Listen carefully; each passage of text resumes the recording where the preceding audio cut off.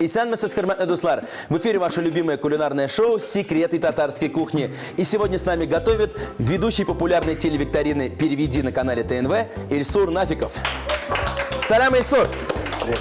Салям. Салям. Я сказал салям, он сразу привет. Вот и перевел. Молодец. Ильсур Нафиков, ведущий программы «Переведи» Татарча и Иренабес на канале ТНВ. Родился 17 декабря 1985 года в городе Нефтекамск, Республики Башкортостан. Окончил Институт международных отношений, истории и востоковедения Казанского государственного университета по специальности «История и культура стран Востока», а затем аспирантуру. Защитил кандидатскую диссертацию.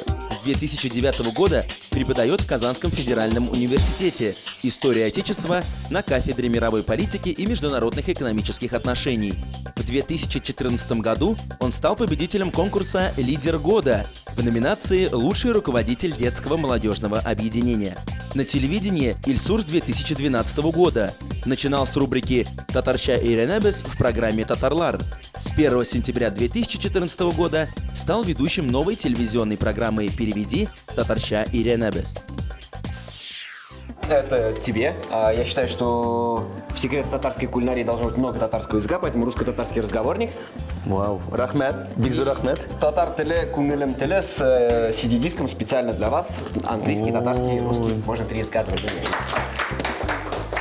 Так, дело в том, что времени у нас не так много, потому что очень много всего надо успеть. Будем готовить все быстро, экспромтом и неожиданно. И самое главное, вкусно. Это безусловно, это же татарская кухня. Вот, поэтому будем мы сегодня готовить быстрые пельмени, нереально быстрые пельмени. Нереально быстрые пельмени. Быстрее только... Сходить в магазин, купить и сварить. Усейн Болт. Вот. И нереально быстрый пирог. Вау. Вот такой у нас сегодня план. То есть мы сегодня готовим тиз пешатырган пельмен, тиз пешатырган ошық алма бәліші. С удовольствием. Как удобно. И по-русски, и по-татарски сразу сказал. Так, ну смотри, я предлагаю начать все-таки с пирога, так как он готовится чуть дольше, да? Несмотря на то, что он быстрый. Рассказывай, какие ингредиенты и что вообще будем делать. Ну что ж, я думаю, ты возьмешься за тесто, а я возьмусь за яблоки. Хорошо, то есть самый ответственный момент это мне... Спорный вопрос. Так, у меня сегодня пущак. Сегодня все будем переводить с татарского на русский, буду проверять. Мне кажется, все-таки есть те слова, которые Ильсур не может перевести и не знает, как это будет. Может быть, есть. Может быть, есть. Бәлки бардыр. Мое любимое слово, кстати, есть. Ашарга, ашарга. Так, итак, яйца. Разбивай 3 яйца. Так. Яблоки. Ну, вообще, как у тебя с рецептами? Сколько у тебя их? Или только эти 2? На самом деле, эти 2 я тоже подсмотрел в интернете. Вот. Если честно, очень люблю готовить. Мое коронное блюдо – это плов. Самое частое готовящееся блюдо – это ролтон. То есть быстро растворимая лапша. Ну, лапша же татарское блюдо. Да, ну конечно. Вообще любое блюдо, которое делает своими руками татарин, оно автоматически становится татарским. Правильно, Ильсур? Да, согласен. Так, смотри, яйца я уже сбил. Взял стаканчик. Что делаем дальше? Сахар. Сахар. Ровно стакан, да? Так. Все по стакану. Все по стаканчику. Отлично, с бугорочком даже. Значит, и стакан муки. Стакан муки. Так. Все это смешано. Ну ты смотри, контролируй. Чтоб потом не сказал, если вдруг не получится, сказал, это Руслан готовил. В правую сторону. В правую, да? Да. Так, Ильсур, я надеюсь, у меня получается. Проверь, пожалуйста. Ну, нормально. Вот сразу позитив, креатив. Здорово. Приятно слышать такие слова от историка, востоковеда. Кстати, вот как ты с такими профессиями попал на телевидение? Вообще, это самая уникальная история и очень частый вопрос. Случайно. Как и все мы, кстати, ведущие телевидения, попадаем случайно. Да, так получается. Был один прекрасный день, август месяц, и мне позвонили и сказали, что на ТНВ кастинг, тебе было бы прикольно сходить попробовать. Ну ладно, если было бы прикольно, надо сходить и попробовать. Вот. Пришел я туда, шел кастинг на программу «Татарлар». Такая серьезная программа достаточно. Ты сделал серьезный вид? Нет, все сделали серьезный вид. Во-первых, пришел, опоздал, потом все выучили текст, безусловно, который разослали всем на почту заранее. Там говорилось очень много интересного по этому поводу. Так, я добавляю еще, кстати, ложечку разрыхлителя сюда. Ну да, чтобы рыхлый был пирог. Рыхлый. Ага, дальше. Вот. А после этого, значит, произошел такой интересный момент. Ну, во-первых, понятное дело, что я слова не выучил, которые надо было на кастинге произнести. Вот. Я взял телефон, я говорю, а может телефон? Ну, как бы мне удобно. Я думал, ты скажешь, когда я экзамен сдавал, и многие говорят, можно я своими словами? Я тоже, на самом деле, начал своими словами. Все было очень весело, было забавно. И такой был интересный момент. Подошел ко мне главный редактор, тогда это Раил Мубаев, и сказал, что, знаешь, ну, да, слишком серьезная программа для тебя. Вот. Мы делаем рубрику интересную, «Татарша и Ирианабез». Она должна быть веселая. И в таком... Учим татарский. Да, учим татарский. Переводишь, молодец. Вот. И было бы здорово тебе, собственно, попробоваться в эту программу. И так вот я попал на телевидение, мы вели рубрику «Татарша и Ирианабез» в рамках программы «Татарлаб». Ну а в этом году получилось так, что эта рубрика переросла в отдельную программу. У меня называется теперь «Переведи Татарша и Ирианабез». Ну, это, мне кажется, в том числе и твоя заслуга. Не знаю. Так, тесто у меня готово. Ну, собственно, яблоки у меня тоже готовы. Сейчас остается смазать сковородку. Так, подсолнечным маслом. Да. Чуть-чуть или побольше. Так, есть у меня специальное такое вот, видишь, приспособление. Называется а-ля канат. По-татарски. Кисточки. Кисточки. Кисточки, отлично. Так. И Выкладываем алмалар, да? аккуратненько все. Бисмилляхи теп. Естественно. Давай вспомним, какие вот новые оригинальные слова русские вот ты узнал, как они оригинально звучат на татарском. Ну, оригинально. Есть, на самом деле, огромное количество. Единственное, что я понял, то, что на татарском языке можно говорить свободно, не используя никаких русских слов. Неужели? Неужели? По факту, большинство слов в татарском языке, они есть. И единственная проблема в том, что мы их не используем. Буквально недавно снимали программу, и там была историческая тематика, и никогда не знал, что, оказывается, есть татарский эквивалент слова «щит». Щит. Да, который, вот, есть же боевой щит. Ага. Есть и татарский эквивалент слова «щит». Ну-ка. Калкан. Калкан. Так вот. Калкан. Копье. Копье как будет? Сынге. Сенге. Записывайте, уважаемые зрители, мы сегодня очень много узнаем слов. Кстати, давай заливаем наши яблочки. Так, отлично. Заливаем. Ильсур, очень интересный момент. Вот удачно ты сегодня пришел к нам в гости. Например, вот я всегда удивлялся, почему апельсин перевели на татарский язык, да, афлизун, а мандарин нет. Вот как ты думаешь? Мне кажется, потому что апельсин татарский фрукт, а мандарин не совсем На татарский. самом деле я перевел и мандарин, и грейпфрут. Мандарин будет кишкина афлисун, а грейпфрут будет зур афлисун. Запишите, пожалуйста, уважаемые зрители. Как тебе такой вариант? Ну, нормально, в принципе, мне кажется, годится. Еще один смешной случай, да, который я часто рассказываю. Например, огурец кияр перевели, а помидор? Помидор. Как? Помидор. Вообще, помидор татарское слово. Помидор? Это русские заимствовали у татар слово помидор. Вот видите, какой исторический момент. А в Европе, кстати, говорят же томат. У них нет слова помидор. Так, давай помогу тебе. Так. Ильсур, отправляем наш самый быстрый пирог в мире в духовочку. Не менее быструю духовочку. Так, опачки. Ну и вот буквально минут через 10-15 он будет готов. А мы тем временем будем готовить блюдо номер 2. Алма пирога. Яблочный пирог. Сначала приготовили тесто. Для этого яйца взбили с сахаром, далее добавили муку, разрыхлитель и перемешали до образования однородной массы, похожей на густую сметану. Далее приготовили яблоки, вырезали сердцевину и нарезали на небольшие ломтики. Форму для запекания смазали растительным маслом. На дно формы выложили яблоки, залили готовым тестом и поставили в духовку на 25-30 минут.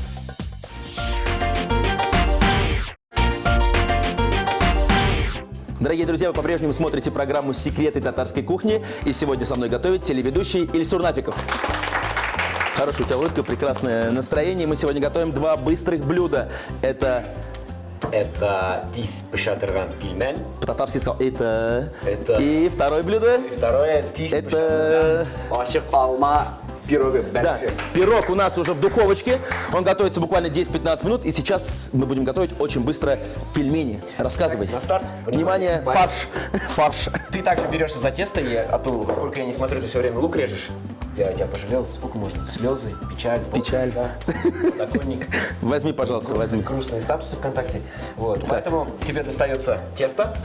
Судя по всему, ты опытен в этом деле. Так, Итак, лук для того, мы режем для фарша, я так думаю, да? Абсолютно верно. Хорошо. Для того, чтобы у тебя все получилось, а я уверен, что все получится, тебе нужно ровно одно яйцо. Так, время у нас бежит, поэтому не останавливаемся. Ильсур, я, кстати, пользуясь случаем, хочу от нашей программы тебя поздравить с победой в конкурсе «Лидер года 2014». Этот конкурс, кстати, проходит, насколько я знаю, уже 12 лет. Абсолютно верно. Вот, проходит он у нас в Татарстане. Из того, что я знаю, очень много, там ежегодно более 100 человек участвует, да? И вот из 100 человек. На районном, на По районам? этапе, да. А потом есть республиканский конкурс, а потом есть всероссийский конкурс. Вот кроме звания «Лидер года 2014», что дает этот конкурс тебе и какие подарки подарили? Подарки, на самом деле, дело не в подарках, дело все-таки в статусе, это раз. А с другой стороны, этот конкурс позволяет попробовать себя в новом качестве. То есть не все время развиваться только в том направлении, в котором ты идешь, а иногда для того, чтобы был какой-то так называемый толчок в развитии, есть необходимость загнать себя в некомфортные условия. И вот, собственно, «Лидер года» для любого участника это своего рода некомфортные условия, потому что это новая среда, и тем самым у тебя появляется какой-то азарт, какое-то новое стремление, что-то пробуешь, что-то получается. Так, я, кстати, добавляю бульончик, буквально здесь 5 столовых ложек. Расскажи, пожалуйста, ну вот как проходил, например, финал? Какие интересные конкурсы были? Ну, из интересных конкурсов, безусловно, наверное, такой действительно интересный конкурс, это конкурс ораторского мастерства, называется «Топ-спикер». Он проводится среди всех номинаций единым конкурсом, и в рамках данного конкурса, то есть все соревнуются.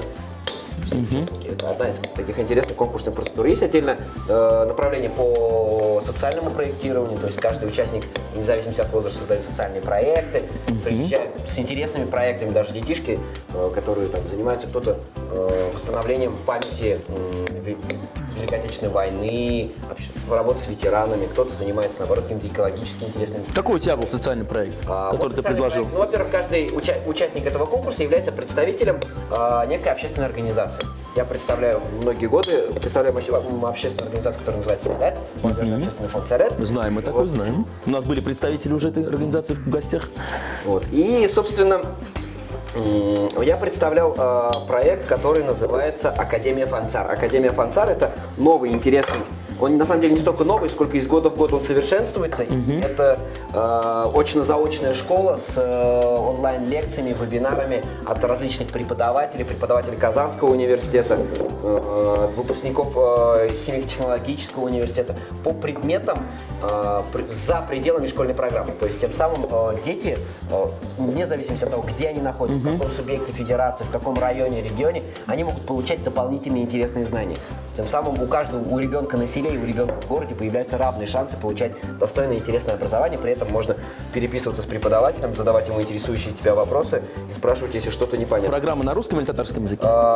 Сама лекция пишется на русском языке, безусловно, потому что предмет традиционно сейчас и в формате единого государственного экзамена, вступительных экзаменов преподается на русском языке. Поэтому для детей это полезно. А дети, которые показывают в течение года в заочной школе лучшие результаты, они приглашаются на весеннюю-осеннюю сессию, и там они лично работают с преподавателями, готовятся к конференции. И, собственно, Академия Фансар завершается в течение года большой научной конференцией, где участвуют как, собственно, их преподаватели, так и ученики. Те, Вот видите, извини, что перебил, каким серьезным может быть Ильсур. А не только шутить и переводить слова. И самое главное, готовить. Молодец, молодец.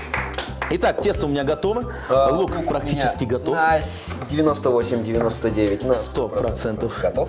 Все абсолютно верно. Теперь нам остается перенести этот лук в фарш и добавить туда специи. Да, а я буду раскатывать тесто. Так, продолжаем. Сейчас я научу тебя раскатывать тесто. Никогда не пробовал? Ну, ты пока попробуй смешать фарш с луком. Тоже, судя по взгляду, никогда не пробовал. Из меня смешиватель фарша с луком. Мало кто признается, когда приходит к нам на программу, что он редко готовит или вообще не умеет готовить. Очень сложно готовить, когда тебя дома ждет мама. С вкусным ужином. Так, Ильсур, давай поговорим о программе «Переведи» на канале нашем любимом ТНВ. Давайте поговорим о программе Вот «Переведи». какие зрители туда приходят, кто ни разу не видел, советуем посмотреть. Для чего вообще цель программы? Ну, понятно, это учить татарский язык, наверное, да? Популяризация татарского языка, какие-то попытаться найти какие-то новые формы подачи татарского языка. Вообще цель именно в этом. Ну, конечная цель, идеальное будущее, безусловно, конечно же, это немного перца. Кстати, знаешь какую-то приправу по-татарски? Приправа? Ни разу не слышал. Итак, приправа на татарском Тямляткеш. тамляткеш. Да. А на самом деле ты на поверхности. Тамляткеш. То, что приправляет. Добавляет такой вот изюминки. Абсолютно верно. Изюмка, кстати, будет. Есть земля, это легко, да? Арбуз, карбуз, дыня. Кавун. Правильно. А вкусная дыня? Темный кавун. Вот так все легко, дорогие друзья. Учить татарский язык, он очень легкий. Самый уникальный язык на планете. Какие сложные слова? Вот скажи мне, пожалуйста, попадаются во время ведения программы? Ну вот, например, смотри, если тема литература, вот я никогда не знал, что такое «Мерседес». Мерседес. Да. Мне кажется, половина зрителей, даже больше половины, не знает, что такое Мерседес. Да, мне кажется, вообще мало кто знает, что такое «Мерседес», потому что я в жизни не догадался, что это некое стихотворение, которое состоит из 6 строк. Такая вот. Мерседес. Да, такая. Учительница говорит: дорогие ученики, сегодня ваша задача выучить 2 Мерседеса. То есть 12 строк. Да, 12 строк. Так. Самая вот такая вот ситуация. На самом деле очень интересный момент иногда бывает. Иногда приходят участники, и ты реально думаешь, что не знает татарского. Потому что он Юра Васильев. А может быть, он краше. А потом ты понимаешь, что он в перерыве на самом деле по-русски с акцентом разговаривает. Вот. И там, поверьте мне, человек действительно на очень хорошем, высоком уровне знает татарский язык. Не просто на домашнем уровне, а именно на литературном, на очень серьезном. Или же, допустим, был случай, у нас были 2 участницы. Одна была, я не помню, как ее зовут, то ли Леся, то ли Гульнас, а вторая была Алена. Какой ты выиграл? Алена? Абсолютно верно. Почему? Потому что Алена любит татарский язык, учит его. Ну, просто потому что где-то их же, может, женская интуиция помогает, может, где-то ощущение того, что буквально люди знают татарский язык благодаря тому, что ходят по улице, обращают внимание на вывески, вычитывают какие-то интересные надписи и тем самым просто пополняют свой багаж. А что вот нам нужно сказать зрителям, чтобы они не стеснялись говорить на своем родном языке? Ну, во-первых, я вообще не понимаю людей, которые стесняются говорить на родном языке, потому что, в принципе, татарский язык это большая кладезь, большое богатство, которым нужно пользоваться, с одной стороны. С другой стороны, это то, наверное, за счет, что хранит традиции наши, да, потому что именно в языке хранятся наши традиции по факту. Ну и третий момент, который более чем важен, татарский язык, он современный, это не старый мертвый язык. Современная молодежь больше пользуется с различными смартфонами, айфонами и так далее. И есть здоровские, хорошие приложения, допустим, для айфона, которые позволяют набирать те же сообщения на татарском языке.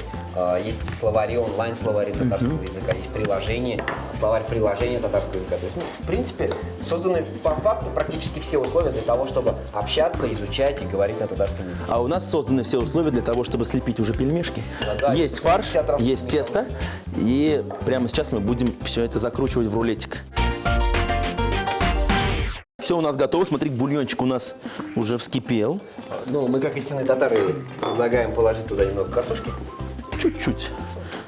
У нас же все быстро готовится. Абсолютно. Опа. Так. Сегодня все мои студенты искренне, наверное, сидят и смотрят, как же быстро приготовить, чтобы успеть на занятия. Кстати, о студентах. Ты ведь еще являешься преподавателем в КФУ. Как так получилось? Ну, на самом деле получилось, да, это мы раскладываем здесь. Доверяю это больше тебе, чем себе. Давай, контролируй. Да, себе вообще мало доверяю. Вот. Так получилось, что учился в университете, закончил, поступил в аспирантуру, в итоге защитился, и как-то жизнь так связалась с университетом, что, в принципе, я и остался в университете, преподаю в Институте международных отношений, истории востоковедения, читаю курсы истории России. Как тебе новое поколение студентов, поколение 2014? Ну, говоря о современном поколении студентов, хочется сказать, что оно разное, если честно. То есть оно не однотипное, оно креативное, оно особенное, оно яркое достаточно. И оно отличается. Дело в том, что понятно, что в федеральном университете учатся студенты из разных регионов. В зависимости от... У каждого региона есть какие-то особенности. Вот, например, очень сильная, хорошая подача, школьная подача истории России, например, в Ульяновской области. В Ульяновской? Да, так получилось. Ну, традиционно, это же родина Владимира Ильича Ульянова-Ленина, и там патриотическое воспитание действительно очень серьезное. И вот так получается, что студенты, которые ко мне приезжают из Ульяновска, у них хорошая подготовка. То ли это случайность, то ли совпадение, то ли, ну, вот так вот. Есть, мне кажется, достаточно уже. Все Да? отлично, да. Так, сейчас чуть-чуть вот еще по бокам добавлю. Так. И студенты по факту в большинстве своем различаются в зависимости от того, из каких они регионов России, из каких они районов республики. То есть можно понимать и осознавать этот момент, и понимать, что у тебя всего один семестр на то, чтобы разных студентов с разной подготовкой собрать воедино и как-то подготовить к экзамену через... Ты им говоришь, ребята, прежде чем сдать экзамен, обязательно посмотрите программу «Переведи» на телеканале ТНВ. Нет, они же сдают не татарский, но обычно на второй-третьей лекции они умудряются мне сказать: Ильсур Александрович, а вы случайно еще на телевидении параллельно не работаете? Мы смотрим вашу программу, Да. а после нашей программы они будут говорить: Ильсур, а вы, да пусть будет так, а вы еще, оказывается, вкусно готовите? Ну, я быстро готовлю. Так. Насколько вкусно? Быстро заворачиваем рулетик, да? Отлично. Следи, пожалуйста. Давай этот краешек помогай. Так. Вертим, обмануть хотим. Так. Во. О, отлично. Сейчас Рулетик у нас защипаем немножко края здесь. Ну все по твоему рецепту. Так. Это тайный рецепт, который был разработан... Бульяновский. Нет, вообще у студентов, мне кажется. Мне кажется, эту категорию пельменей придумали именно студенты. Так, ножичек. Да, мы начинаем нарезать. Так. Внешне, конечно, напоминает шаурму. Об этом, мне кажется, подумали все студенты сейчас, которые смотрят нас. Но на самом деле это пельмень. Пельмень. Который готовится быстро И вкусно. Да, и у нас, кстати, не студенческий получился пельмень, потому что здесь больше фарша, чем тесто. Ну, это всегда так бывает, если вы уже не студент, а если вы еще студент, то у вас бывает больше теста, чем всего остального. Так, чуть-чуть. Сейчас мы все это в кипящий наш бульончик будем Укладываем. помещать. И буквально какое-то недолгое время. Так, самый интересный и вкусный момент. По одному аккуратненько, да, буду. Опа. Отлично. Следующий. Нормально. Кипят наши пельмешки. Без спешки. Без спешки. Так, не забываем бисмилля рахман рахим говорить. С этим словом получается все вкусно. Так, все закладываем сразу, да? Готовим на целую группу. Я уверен, что каждый хочет попробовать. Так. Ну, дорогие друзья, Ильсур и Руслан приготовили 2 быстрых блюда. Кстати, аромат нашего пирога уже доносится и до нас. И буквально через 5 минут будут готовы наши пельмешки. Будем все пробовать скорее и быстрее. Тис пешатраган пельмен. Быстрые пельмени. Из яйца, 5 столовых ложек бульона и муки замесили крутое тесто. Такое же, как и для обычных пельменей. Тесто раскатали в тонкую лепешку. Говяжий фарш смешали с мелко нашинкованным репчатым луком, приправили специями и хорошенько перемешали. Приготовленную начинку выложили на тесто ровным слоем, свернули рулетом и разрезали на кусочки толщиной в 2-3 см. Приготовленные таким образом рулетики поместили в кипящий бульон и варили на медленном огне 7-10 минут. Уважаемые телезрители, если вы не успели записать рецепты наших блюд, мы ждем вас в нашей группе ВКонтакте. Делитесь своими кулинарными рецептами и готовьте вместе с нами. А сегодня вместе с нами готовил Ильсур. И вот что у нас получилось: замечательный супчик. Отлично, да, действительно, именно так я его задумывал. Так, я предлагаю к нашему блюду добавить популярное татарское блюдо катык. Как ты относишься к катыку? Я к нему То есть отношусь. отношусь, да? Так, тебе чуть-чуть вот. И мне. И Побольше. мне побольше, потому что катык я люблю, особенно вот деревенский, как мне готовила моя бабушка. Кстати, пирог, он уже практически остыл, ей маленький такой штрижок. Сделаем из него красоту. Мы посыпем сахарной пудрой. Вот так вот. Вот. Ну вот, пирог уже даже похож на торт. Итак, ну, остается попробовать блюдо номер 1. Тис пешкан пельмень. Бисмилля рахман рахим. В этом что-то есть.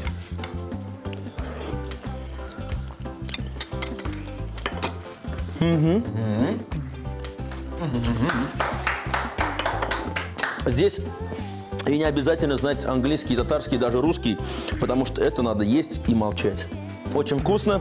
Действительно напоминает обычные пельмени. Но, тем не менее, не приходилось напрягаться, выклеивать каждый пельмень. Да, это готовится быстро и также вкусно. Молодец, Ильсур. Отличный рецепт. Сейчас остается нам попробовать наш пирог, который готовился так же быстро. Ну, вообще, оперативность – это мой конек. Так. Главное, быстро. Ильсур, мы пробуем ашек алма беляши. Кстати, ароматненько. И вкусненько. Просто и со вкусом. Ну,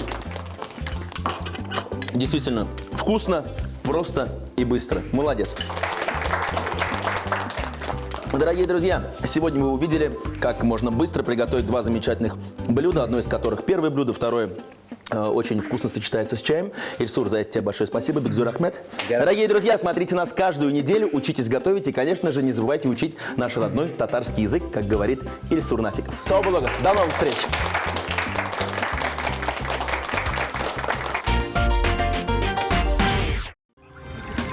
Мы готовим на кухнях Белоруссии.